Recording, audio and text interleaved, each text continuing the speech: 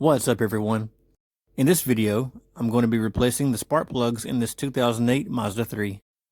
The first thing we're going to do is remove the engine cover, and that just pulls right up. On the second and fourth coil packs, you'll see these two plastic caps. You can remove those by using a 15mm wrench or socket. I've already got them loosened up, so I remove them by hand. Holding in each of these coil packs is an 8mm bolt.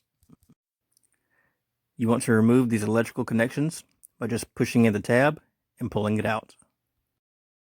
And remember that you want to change your spark plugs when the engine is cool. And then it's time to remove the bolts. I'm using an 8mm wrench. You can also use an 8mm deep socket.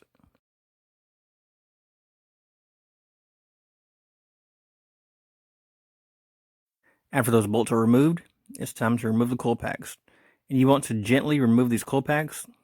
If you have to replace them, they are expensive. Alright, so I'm using a spark plug socket with an extender. Now it's time to remove the spark plugs.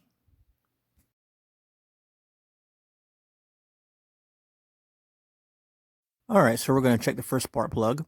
As you can tell, the electrode is worn down and the gap has widened, so it was definitely time for a change. Now I'm going to remove the rest of the spark plugs. Now if you don't know what kind of spark plug to use, there's so many choices of spark plugs out there. You want to try to stay with what it came with.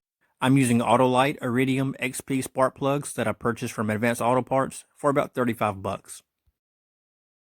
And I'll be replacing the spark plugs again in about another 100,000 miles. Alright, so it's time to unbox the spark plugs and gap it.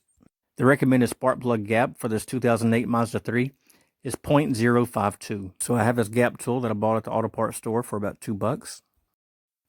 And what I'm going to do is put my spark plug in the smallest part of it and run it around gently until I feel resistance. Then I'm going to move it to 0.052.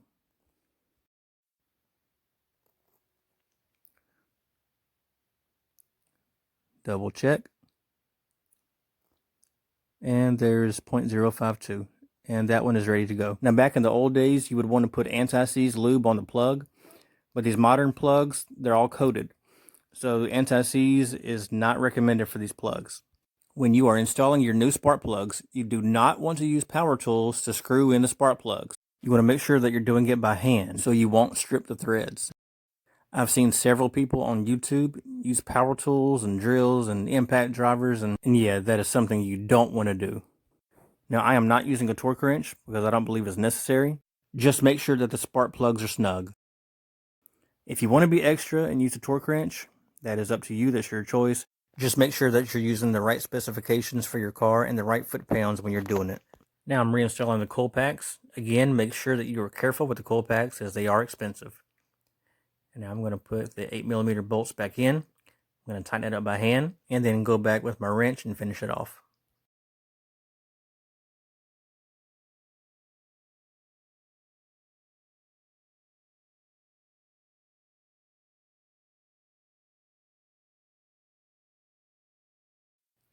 After that, it's time to reinstall the electrical connectors.